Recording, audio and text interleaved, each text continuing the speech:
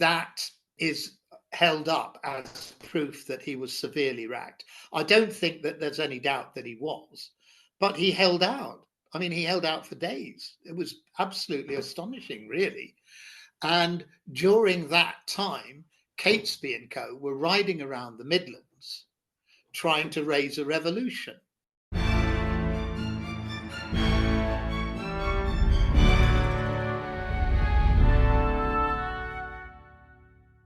Remember, the 5th of November, Gunpowder, Treason and Plot. I see no reason why gunpowder treason should ever be forgot. Guy Fawkes, twas his intent to blow up the king and the parliament. 70 barrels of powder below, poor old England to overthrow. By God's providence he was catched, with a dark lantern and burning match. Holler boys, let the bells ring. Holler boys, God save the king. Yes, it's the Gunpowder Plot. So before I hand you over to me and Peter Tonkin talking about the event that we should all be celebrating and not Halloween, can I remind you to please follow, subscribe, and if you can stretch to giving a nice rating or review, that would be great. But until then, it's the Gunpowder Plot.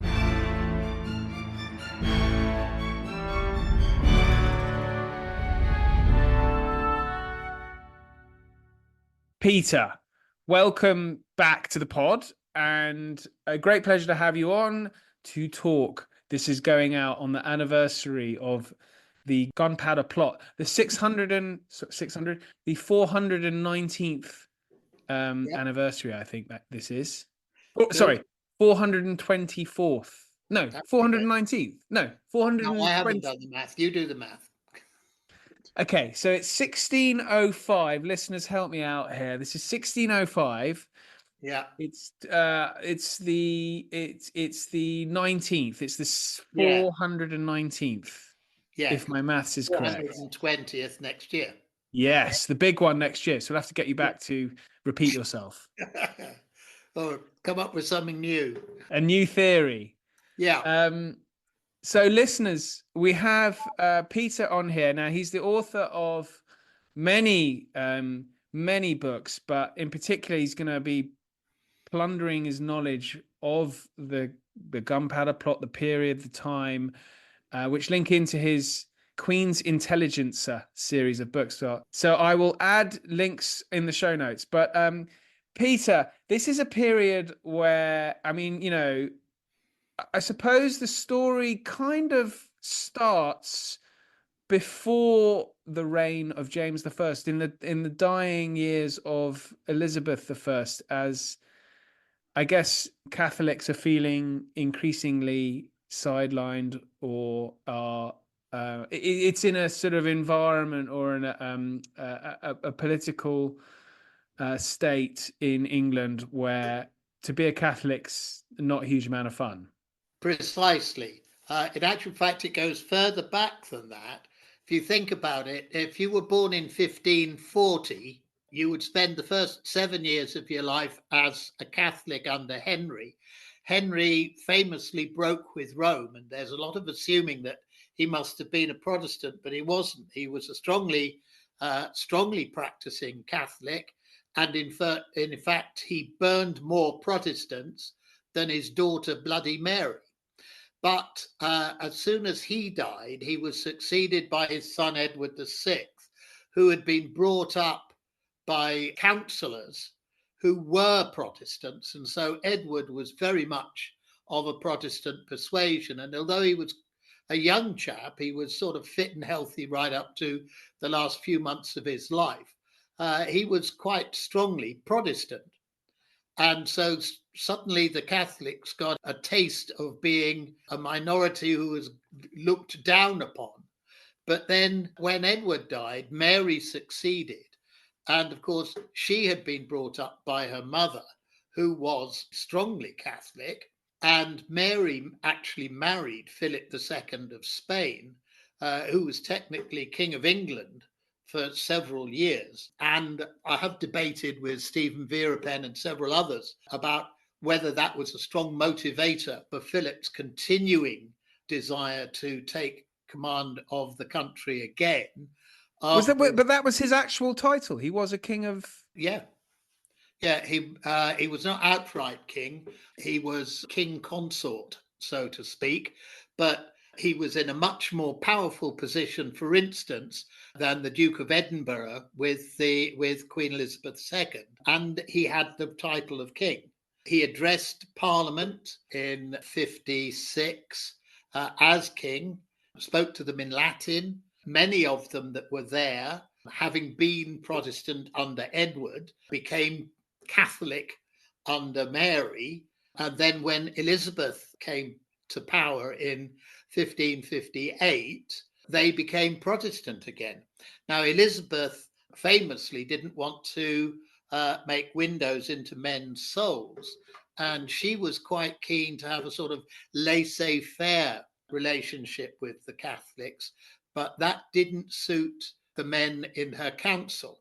They were much more strongly Protestant, and little by little, they tightened the screws on Elizabeth. And one of the unforeseen circumstances of Philip and Henry of Guise and the various popes trying to remove Elizabeth from the throne was that the half dozen Catholic uprisings or attempted uprisings of Elizabeth's reign simply made things more and more and more difficult for the Catholic population.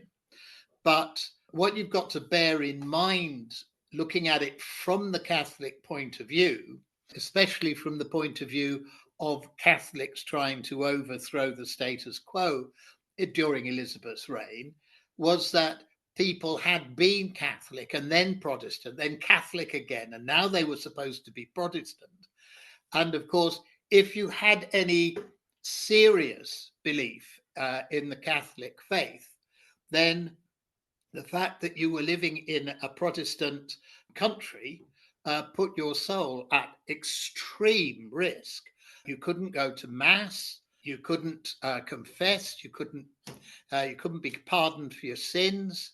All of them, as Hamlet says when looking at the king, would go down on his head when he went to hell, which is why Hamlet does not kill the king, because he's just confessed. And that's very much the status during Elizabeth's time. All of the uprisings against Elizabeth's rule are by Catholics, all of them, and almost all of them center on the ambition to remove Elizabeth and replace her with Mary Stuart, who had an equally strong claim to the English throne, though in actual fact she had been Queen of France in the same way as Philip had been King of England, and her relatives, the Guise family, were the most powerful people in France, including the king. And much of Europe, I think, viewed Mary as the rightful claimant to the throne. After 1870, all of Catholic Europe believed that, because of course 1570. 1570, sorry, yes, because Pius V published his bull Regnans in Excelsis, which announced to the Catholic world that Elizabeth was excommunicate, was a bastard, and everyone who believed in the strength of the Catholic Church should spend the rest of their lives and every endeavor that they could afford to kill or replace her, no matter what the cost. Yes. Poor form from our friends over the English Channel. Well, they weren't really friends, I have to say. So basically, I guess what you're illustrating there is that we're now in this kind of environment throughout Elizabeth's reign where there have been a series of plots by, for want of a better word, Catholics. Yes. And so just as we're nearing Elizabeth's death, there's Yes. no signs of that abating in any way with any potential successor of hers, because she doesn't name a successor, does she? No, she doesn't.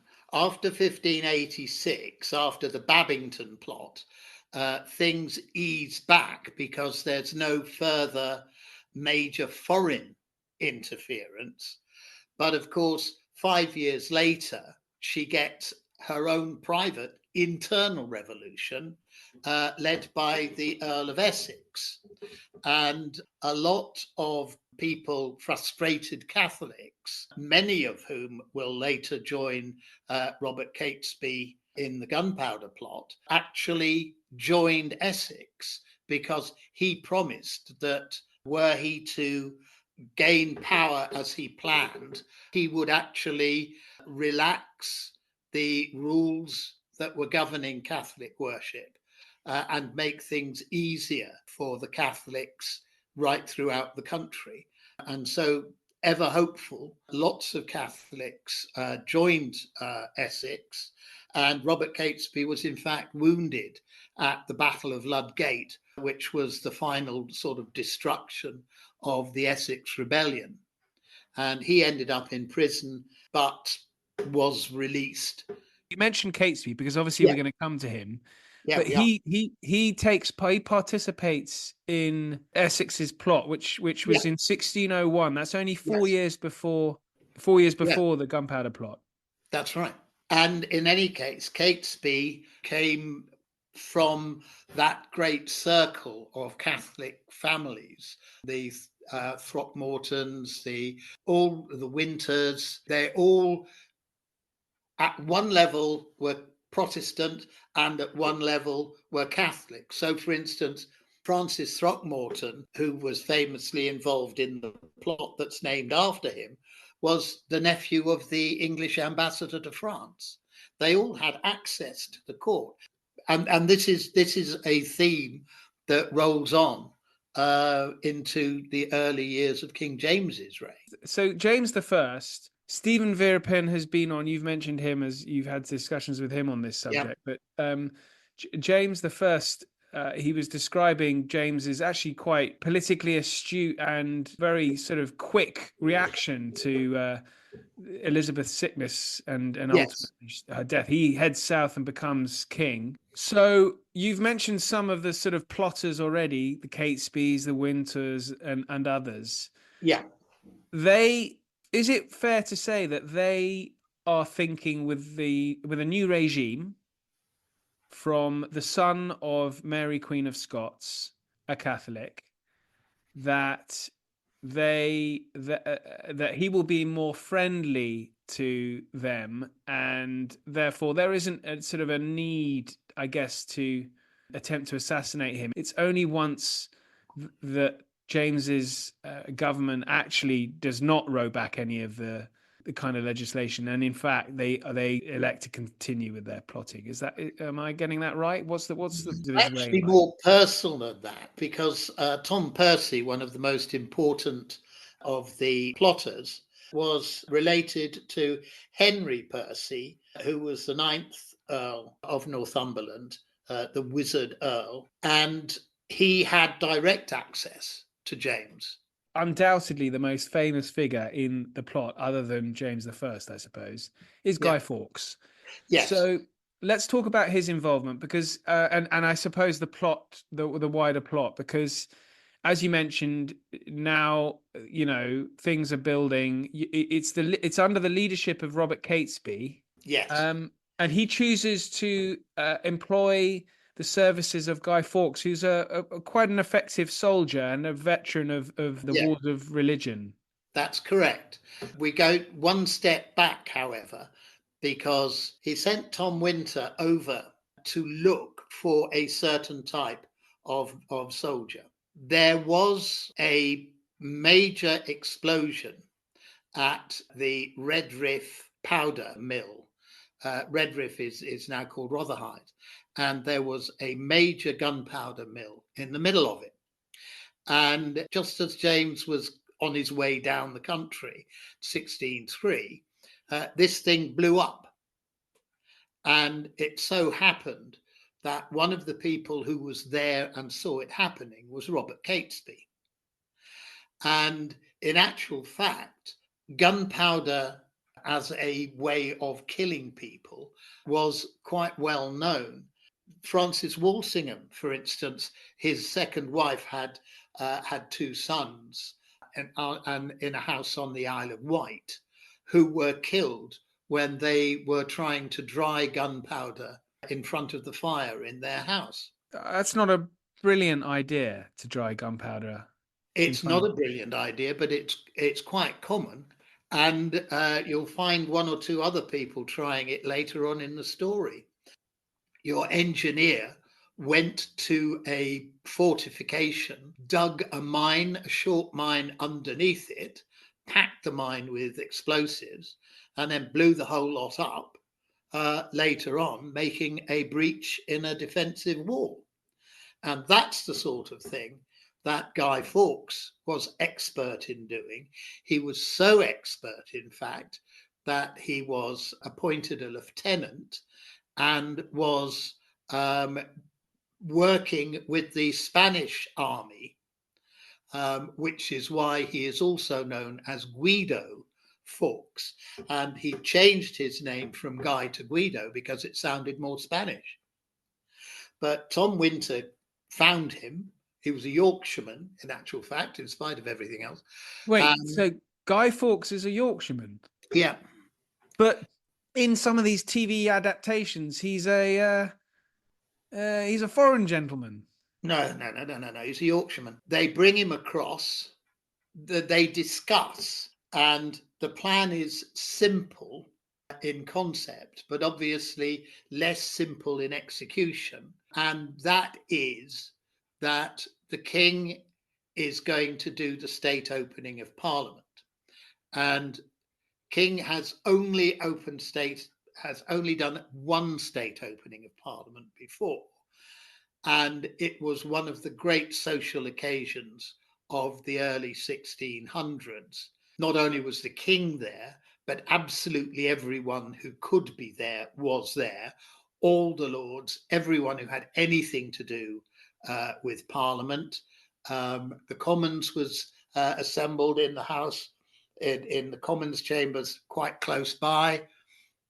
Records suggest that the first state opening of Parliament engendered the largest crowd seen in the first 20 years of the 1600s, because everyone came into Westminster to see it happening. And they simply decided to try and find a way of blowing up the House of Lords with the king and all the lords in it. Now, let's just pause there for a moment, Yeah. because had that been successful, and the amount of explosives, I think you'll go into this, the amount of explosives that there are in the room beneath the Houses of Parliament are enough to blow that every person you've just mentioned sky high. I mean, it would have been devastating. Now, that, had it worked, would have been the most successful removal of an entire elite probably ever. Yes. In addition to James the First, his son is present as well. Henry is there as well. Yes. So the heir goes as well. Charles would have been close by. In one of the most fascinating programs on television I've ever seen, but I have sort of a narrow focus on this, the presenter Richard Hammond of Top Gear fame, he builds a perfect reconstruction of the House of Lords, finds 36 barrels of gunpowder. He has to go to Spain for most of it because nobody makes gunpowder anymore. He puts it underneath the house and he blows it up. And the resulting explosion is so fearsome that, had it actually been placed where the House of Lords was at that time, the head of the dummy that he had put for the king would have landed somewhere near Big Ben. Looking at that, when I reconstructed the story for my book, I must admit I gave Guy Fawkes a bit of a conscience about it, because he's been brought in to kill the king, And he realizes he's not only going to kill the king and all his major parliamentarians, but he's going to kill hundreds, maybe thousands of people gathered nearby to watch the procession as it goes past. Let's talk about how the plot, how actually Fawkes is discovered, because it's a bit of a cock up actually on behalf of Fawkes and the plotters, isn't it? Well, Tom brings him back, and they have this big meeting with Catesby in the Dog and Duck, with Father Gerard in the next door room, actually. Where's that pub? The Dog and Duck, it's just off the Strand. They get the outlines of the plan together, but there are obvious practicalities about it. One, they need access to the House of Lords in some way or not or other. Two, they need the gunpowder, and Fawkes thinks 36 barrels is required. Sourcing that amount of gunpowder is in the You're going to notice it. It's enough for an army, isn't it? It is, but of course, the king and Philip III of Spain are promising a peace deal. Yeah. And so suddenly there are all these ships that have been equipped with cannon, etc., that aren't going to need them anymore because the war is over. And so there's a good deal of gunpowder lying around. They brought it all in and they kept it in Catesby's house on the Lambeth shore in Lambeth, exactly opposite the Houses of Parliament. The 9th Duke of Northumberland had been appointed by James as the commander of the Society of Gentlemen, who were the king's personal bodyguard.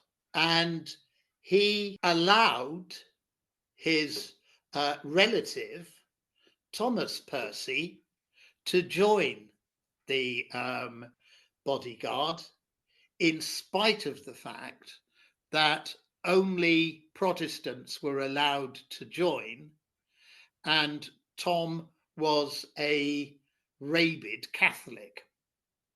Now, because Tom Percy then was a member of the king's bodyguard, he had freedom to search for accommodation in London.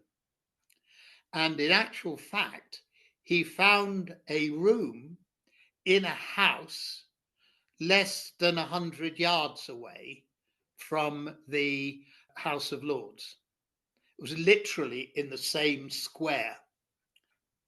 An outburst of the plague happened, and so the meeting of Parliament was put off to February 1605, and then the plague continued, and so the meeting was put off to the 5th of November 1605.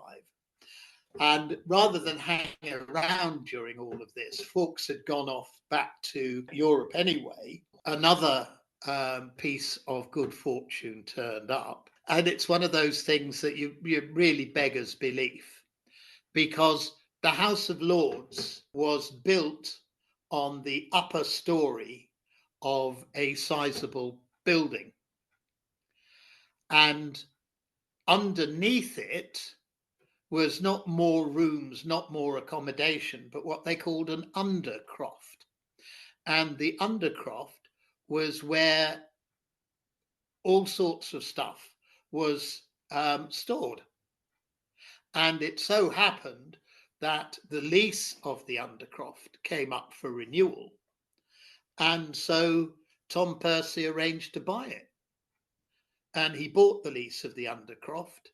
And so they had the run of a complete room, which was entirely and absolutely the downstairs of the House of Lords. So perfect place for it. How do they get discovered, Peter? Well, we come on to the Monteagle letter in a moment. What they managed to do was move the gunpowder from Lambeth to Guy Fawkes in his little house, and then into the undercroft. The undercroft was used for storing wood, kindling, coal, the sorts of things that you needed. And there was a lot of it in there, because you're talking the November building up towards December and January, and they all heating was open fire. And they would have needed a hell of a lot of wood, a great deal of coal, etc., to keep the people upstairs warm, because they were important. They were lords. Certainly the first 20 barrels went there, but then they decided that they needed another 16. And so they put together another 16 in Lambeth, rowed them across, got them and put them with the original 20, so that they had 36 barrels, all piled against the wall. And they had access. Tom Percy had given them access to the Lords. They knew where everyone was going to be sitting, so they put the gunpowder as close as they could to the area underneath where the throne was going to be, and they piled firewood around it. So you walked in, there was coal over here, there were barrels of wine and stuff over there, and there was a great mound of kindling in the middle of it, and it looked perfectly innocent. But the original 6 weren't enough to get this going. They needed money, they needed access, they needed more people, especially in the Midlands. And so the original 6 widened out, got more people involved. And what happened was somebody wrote a letter to Lord Monteagle, who was due to be there on the 5th with all the other lords, etc., and not in so many words, warned him not to go. They just said it would be to your great benefit if you can find a way to explain your absence from this meeting. And Monteagle took the letter to Cecil, and Cecil took it to the king. Hello, Ollie here. Please forgive my interruption, but I wanted to let you know that at Aspects of History, we produce a digital magazine featuring articles, interviews, short stories and book reviews of the best historical writing available. Authors featured including Ben Macintyre, Lucy Worsley, Andrew Roberts and plenty more. An annual subscription is available for only $9.99, that's pounds or dollars. Yep, you heard that right. That's 6 issues for under £10 or dollars. Head over to aspectsofhistory.com to subscribe, where you can also gift subscriptions since Christmas is coming. Now back to the show. Once Cecil's involved, it's game over pretty much, isn't it? Yes. There's debate as to at what point Cecil actually became involved. But certainly once the king became involved, because Stephen's right. Presenting, yes, sorry, bit overreaching there, correcting Stephen Verapen. Yeah, right. Okay, I agree with Professor Verapen that James has been subject to a great deal of misinterpretation, because much of the commentary that we've had about him is based upon his later years, where he doesn't speak clearly, he can't walk properly, etc. People assume that all the way back, not helped by Henry IV, Henry of Navarre, who called him the wisest fool in Christendom, James was pretty astute. He was quick thinking, quick acting, He'd overcome the Gowrie plot, an attempt to kidnap him, which again was something else that the people who were trying to get him off the throne hooked their ideas on. Raleigh and Cobham, for instance, in the main plot, they were going to kidnap him, but they brought this message to him, and he said, "Look, this is clearly a direct threat to the state opening of Parliament. The only way it can be a direct threat is if there are people waiting to attack us or do something similar. So I would like you, please, to go and inspect the House of Lords and pay particular attention to the buildings around it." And so the first inspection was carried out and found nothing.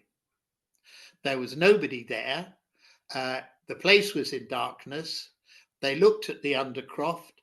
There it was, pile of coal, barrels of wine, big pile of kindling. Nothing to see here, mate. Off they went. But the king said, "No, I'm not too happy about that. So we're going to send in another, and we're going to send in the Sheriff of London, and we're going to send in one or two other people." And the difference this time was that Fawkes was there. He was actually there. Now, traditionally, he is said to have been standing holding a lamp, ready to light the fuse, in his riding boots and cloak, ready to run. But this is in the early morning of the 5th, at least 12 hours before, well, no, they did things early in those days. So perhaps 7 or 8 hours before the king was due to arrive. Now, it's just not possible that he was going to light a fuse that was going to burn reliably for 8 hours. Not even a well-practiced engineer like Fawkes would have been able to rely on something like that. So it's probable that he had his cloak on because it was cold, 5th of November, and boots because his feet were cold. And he had a lantern, of course, because it was dark. And he had his hat on because it was cold. And the rest has been extrapolated from that. He was just checking to make sure that everything was okay. They tried to arrest him. He hit one of the people there and laid him out, a big man too. But they got him, they secured him, and they took him to the king. The king was directly involved. Oh, so Guy Fawkes actually got to meet the king? Yeah. The king questioned him. And Guy Fawkes wouldn't reveal anything. And this is where you've got to understand the second part of the plan, because Fawkes and a couple of others were in London. All of the rest of them were either at Ashby St Ledgers, which was Catesby's house, or they were at an agreed meeting point in the Midlands. And what was supposed to happen was that the Parliament building was supposed to blow up.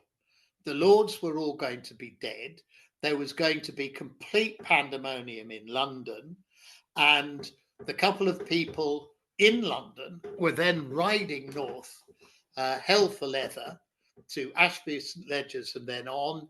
And they were going to start a revolution in the Midlands.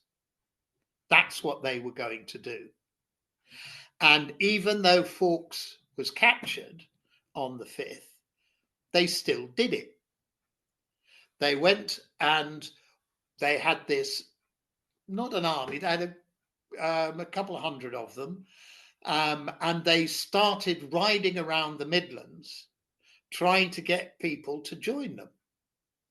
First of all, they lied. They said the king was dead. They said Parliament was dead. But even so, people were really hesitant to join in. And so, and in the meantime, Guy Fawkes is being questioned quite seriously. Very seriously. He is being racked. Thumbscrews? Oh God, yes. It would have been part of a process. He would have been shown the instruments. He'd have been put in the gauntlets. He'd have been hung on the wall. And then, if he still didn't talk, he might have been put in the scavenger's daughter, where it's a sort of outside frame that is too small for you.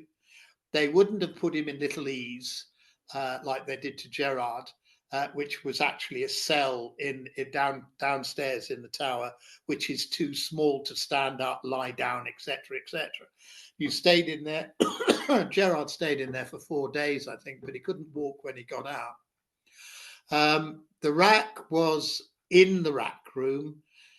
You needed, although they got a bit casual about it, technically you needed the direct permission of the king or the queen to put someone on the rack. But I think Topcliffe had sort of undermined that, because Queen Elizabeth apparently enjoyed his descriptions of people being pulled apart. So he took this sort of executive decision to do to go in, but I saw a really interesting thing that I hadn't been able to rediscover, where somebody put the bones of a pig on the rack to see whether it was the joints that gave first or not. And interestingly enough, although everyone says it's the joints, in this experiment, because when you grow, the bits of your bones that grow are the bits nearest to the joints. Yeah, so when you're 6, your joints are all located, and you get taller because the bits closest to the joint extend, and that means they're weaker than the rest. And in this experiment with the pig, it was the bones immediately beside the joints that gave way first. So that being said, I'm going to look on YouTube. There must be an example on YouTube. So for listeners who haven't been able to find it, but don't miss Richard Hammond. It is an hour of sheer joy. But anyway, that being said, and we should mention, since we're talking about the torture, is there's clear evidence of the effects of the torture with his signature of the signature of Fawkes. Yes, famously so. That is held up as proof that he was severely racked. I don't think that there's any doubt that he was, but he held out. I mean, he held out for days. It was absolutely astonishing, really. And during that time, Catesby and co. were riding around the Midlands trying to raise a revolution. But they didn't get the guns they wanted. They didn't get the horses. They went to Catholic houses. And of course, Catholics were, even in those days, concerned that they could be attacked at any time. So many Catholic houses kept armories and kept guns and all that sort of stuff. And Catesby and co. were really hoping that they were going to get people that was going to supply guns and men and horses and things, but they didn't. And so they ended up raiding Warwick Castle. Now, Warwick Castle had just come into the possession of Fulk Greville, who was a relative of Francis Drake's. And Greville was doing some work on it. So it was all covered in scaffolding. and the gates weren't really very secure. So Catesby and Co. were able to break in and steal a whole bunch of guns and horses and stuff. And they rode away with those. And as a direct consequence of that, Fulk Greville got hold of the local sheriff, Richard Walsh, the sheriff of Worcestershire. And Walsh put together a posse, and it was called a posse, of men, and he went after this lot. And he didn't know they were trying to overthrow the king. He didn't know they were trying to start a revolution. He thought it was just a gang of folks who'd stolen all these horses and guns and things from Warwick Castle. And he chased them up through Warwickshire and Worcestershire and from house to house. And they ended up in a place called Holbeach House. And the weather was totally disgusting. It just rained day after day after day after day. And when they got to Holbeach House, they realized that they were relatively helpless because all of their gunpowder was soaking wet. And so, having learned nothing whatsoever from Francis Walsingham's stepsons, they spread their gunpowder out in the main hall at Holbeach House in front of the fire and waited for it to dry. And of course, it blew up and it blinded John Wright and it left them relatively defenseless because they had lots of guns and things with them now, but they had absolutely nothing to load into them and they couldn't use them to shoot. So the sheriff arrived, Richard Walsh, with his 200 men, and he surrounded Holbeach House and he called to them to come out. And of course, they wouldn't. So he said, well, I'm going to come in and get you. And they said, okay, do your best. But all they had was their swords. And so they came out with their swords ready to fight. And the sheriff just said, right, okay, you guys with the flintlocks, you go first. And so they opened fire. Famously, John Street, a sharpshooter from Warwick, shot both Catesby and Tom Percy with one shot. And when you think about it, that's not quite as amazing as it sounds, because even if you haven't seen many Errol Flynn films or anything like that, you know that two blokes with swords trying to fight a range of people coming at them, they go back to back, shoulders against each other. So one bloke's looking after that way and the other bloke's looking after the other way. And so that's the way they were. And Street hit Catesby and the bullet went through Catesby and through the bloke standing behind him, which happened to be Tom Percy. And I didn't realize that the velocity of the musket ball would be sufficient to go through two bodies. There was no real distance, and they weren't wearing armor or anything, as far as records show. Catesby went back into the ruin of the house, crawled towards the chapel, and was found dead, clutching a picture of the Virgin. He was stripped, searched, wrapped in canvas and buried. The other dead people were buried. The people who were still alive, Tom Winter and co., were arrested and they were taken back to Warwick, where a message was waiting saying, bring these people to London. And they brought them to London, where Guy Fawkes had finally broken and said, okay, I tried to blow up the king and the lords, but the point of doing that was so that Catesby and co. could start a revolution in the Midlands. And once they found that out, they realized that what they thought were two completely different incidents were in fact two halves of one incident, to such an extent that they sent everyone back to Holbeach House, and they dug up Catesby and the other ones who were dead there and brought them back to London so that they could be hanged, drawn, and quartered, even though they'd been dead for a week. And that's what happened. Everyone was hanged, drawn, and quartered, much to the general satisfaction You mean of the population? of the population. Yes, Yeah, obviously. well, I think I'm rather with the population on this one. Well, it certainly worked. I mean, it's still November the 5th, isn't it? We still celebrate it. We do, and I think the reason is, I mean, even if so, had they been successful, the idea that there would have been a sort of a revolution, much less a successful one, Yeah. to me is for the birds. I mean, there would, if anything, there would have been reprisals against Catholics. It would have been an absolute Yes. disaster. Well, there were reprisals against Catholics anyway. And of course, it was not until the 1890s or whatever that Catholics were allowed in Parliament and stuff like that. November the 5th, when I was Catholic growing up, emancipation, yes, we had to yes, wait a long time. when I was growing up, November the 5th was a great celebration.